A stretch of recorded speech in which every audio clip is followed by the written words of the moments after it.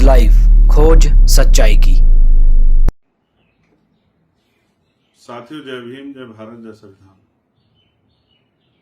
आज आपके बीच में एक महत्वपूर्ण अपील को लेकर आया। मैं इस अपील को करना अपना कर्तव्य भी मानता हूं और नैतिक जिम्मेदारी भी। साथियों, डॉक्टर बाबा साहब अम्बेडकर ने कहा था कि हम प्रथम और अंतिम भारतीय हैं। एक भारतीय होने के नाते भारत पर जो हमला हुआ है पहलगांव में, मैं उन परिवारों की पीड़ा को समझ सकता हूं जिन परिवारों ने अपनों को खोया।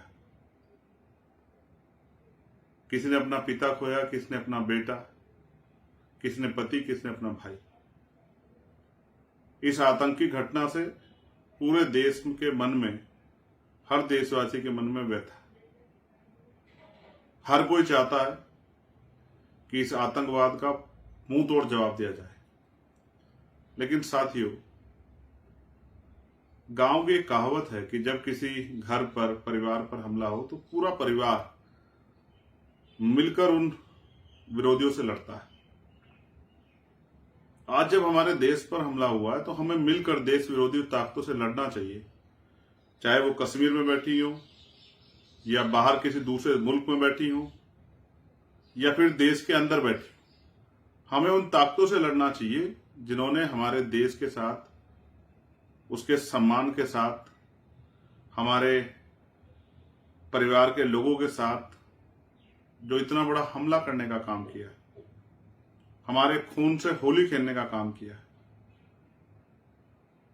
लेकिन महसूस करके देखिए, मैं भी देख रहा हूं कि देश के अंदर किस तरह का माहौल है। क्या हम लोग मिलकर देश विरोधी ताकतों से, आतंकवादी ताकतों से लड़ पा रहे हैं? धर्म के आधार पर जिस तरह का माहौल बना है, हम अपने देश में अपने भाइयों के साथ लड़ रहे हैं।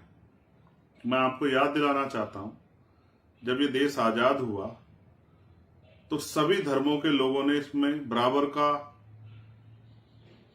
भागीदारी की। सभी धर्मों के लोगों ने इसमें बढ़ चढ़कर भागीदारी की और सभी ने अपना खून जो है देश को आजाद कराने के लिए दिया। मुस्लिम भाइयों ने भी अपनी जिम्मेदारी को बहुत मजबूती से अदा किया। प्यारे साथियों, जब हम देखते हैं कि एक बहुत बड़ी कुर्बानी देश की आजादी में मुस्लिम समाज के लोगों की है और आज हम अपने देश में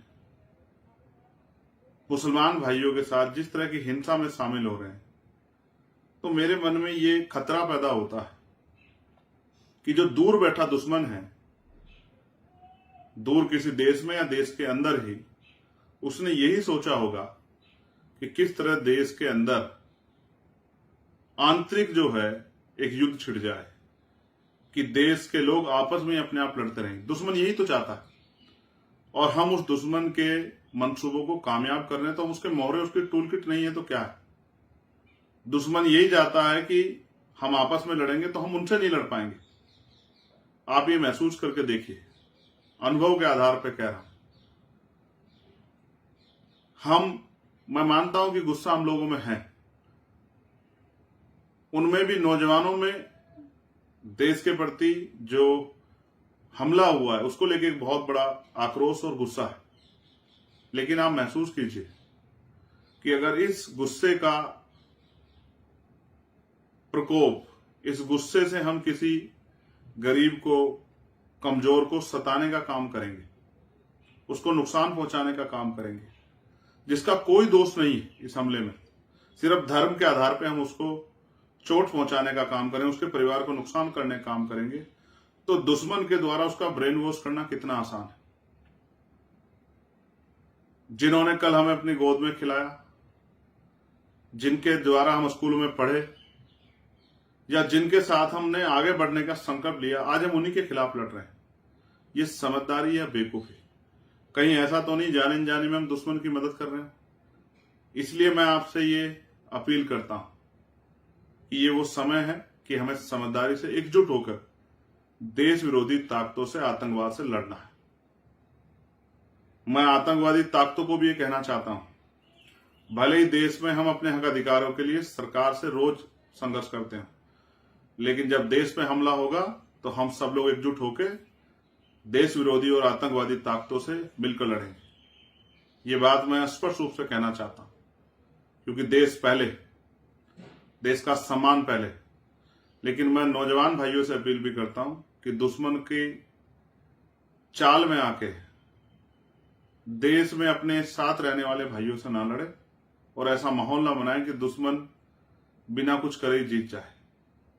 मैं सरकार से भी अपील करता हूं, बहुत जल्द, इतना बड़ा हमला तो हो गया, बहुत जल्द अमरनाथ यात्रा आ रही है, उसकी सुरक्षा के पुख्ता इंतजाम करें जिससे श्रद्धालुओं पे कोई खतरा ना बने। और जो आतंकवादी जिन्होंने ये घटना को अंजाम दिया है, हमारे खून से होली खेली है, उनको बिल से निकालकर ऐसी कठोर से कठोर सजा दें कि दोबारा कोई इस तरह की घटना करने से पहले 1000 बार सोचे। लेकिन साथ साथ मेरी देशवासियों से अपील है कि जो दुश्मन चाहता है वो ना करें, अपने भाइयों से ना लड़ें। आप सभी का बहुत बहुत आभार। मेरी ये राय इसलिए है क्योंकि मैं भारत का जागरूक नागरिक हूं और आपसे भी अपील करता हूं कि समझे कि हमारे देश के साथ कोई खेल तो नहीं हो रहा है। अभी तो दुश्मन हमसे दूर है, उसकी पहचान भी हमसे दूर है, लेकिन मुझे उम्मीद है कि अब हम समझदारी से आगे बढ़ेंगे और मिलकर दुश्मन से और देश विरोधी ताकतों से, आतंकवादी ताकतों से लड़ेंगे। हमें यह भी समझना होगा कि दुश्मन भी ये चाहता है कि हम आपस में लड़ें। भाई, भारत के मुसलमान का पाकिस्तान के मुसलमान से क्या मतलब है? हम किसी की कई की सजा दूसरे को नहीं दे सकते हैं, ये न्याय का सिद्धांत भी नहीं है। इसलिए सिर्फ धर्म के आधार पर अपने भाइयों से ना लड़ें और मिलकर आतंकवाद से लड़ें, ऐसी भी मैं आपसे अपील करता हूं।